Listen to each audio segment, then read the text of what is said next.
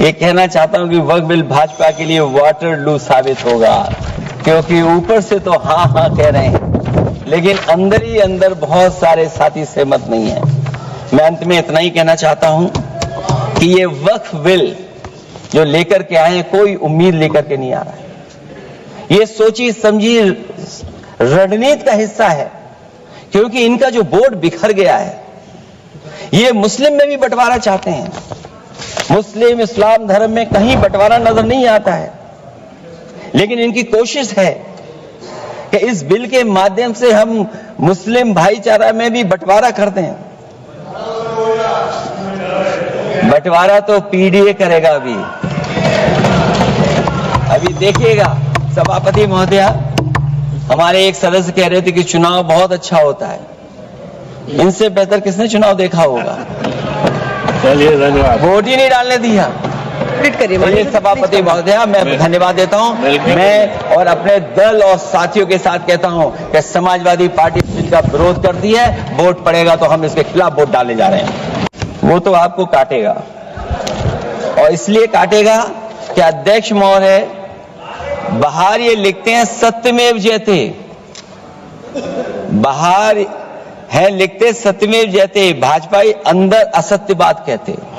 तो ये वक्फ बिल जो लाया जा रहा है, वो अपनी वोट बैंक को संभालने के लिए और समाज को बांट करके ध्रुवी कर करके राजनीतिक लाभ लेने के लिए लाया जा रहा है। और अगर इसके लिए नहीं लाया होता तो पहले से जो जितने फैसले लिए सरकार ने, क्या उससे देश और प्रदेश में कोई बड़ा बदलाव आ गया है? अगर स्मार्ट सिटी का बात करें तो कितनी स्मार्ट सिटी बन गई है आपकी? आपके नोटबंदी की वजह से न जाने कितना रुपया कहां निकल रहा है।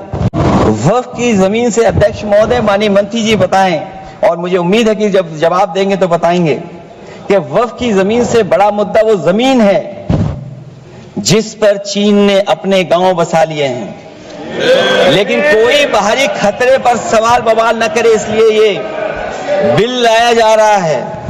और माननीय मंत्री जहां से आते हैं, जिस प्रदेश से आते हैं, कम से कम ये तो बताएंगे कि वहां कितने चीन ने गांव बसा लिए, घर बन गए हैं। ये अध्यक्ष महोदय जब ये कह रहे हैं कि इससे कारोबार होगा, अध्यक्ष महोदय, धर्म की चीजों से कारोबार नहीं हो सकता। हमारे उत्तर प्रदेश के मुख्यमंत्री जी ने भी कहा कि कारोबार होगा। वो 30 की गिनती में उलझे हुए हैं, जैसे 30 मार खाए। वो कंफ्यूज है। उनसे पूछा कि जान कितनी गई? वो 30। उनसे पूछा कि कारोबार कितने का होगा? 30 गुणा 10,000 करोड़। सोचिए, कुंभ हमारा क्या कारोबार की जगह है? और फिर उसका कौन नापेगा, कैसे नालाएगा? और फिर हमारे माननीय मंत्री जी कह रहे हैं कि जमीन, चाहे वो रेलवे की हो, चाहे वो डिफेंस की हो, वो भारत की जमीन है। मैं भी स्वीकार करता हूं कि रेलवे की जमीन भी भारत की है, डिफेंस की भी जमीन भारत की है। क्या डिफेंस की जमीन नहीं बेची जा रही मंत्री जी? कुंभ में आस्था सबकी है, कोई ऐसा नहीं जिसकी आस्था ना हो। और कुंभ कोई पहली बार नहीं हो रहा था। ये भारतीय जनता पार्टी के लोगों ने ऐसा प्रचार किया कि 144 वर्षों के बाद पहली बार महाकुंभ होने जा रहा है, और लोग निकल पड़े। सरकार ने कहा कि हमारी तैयारी 100 करोड़ की है। आप कहते टेक्नोलॉजी का हम इस्तेमाल करेंगे, जमीनों को हम मैपिंग कर करके डेटा एंड रिकॉर्ड ठीक करेंगे।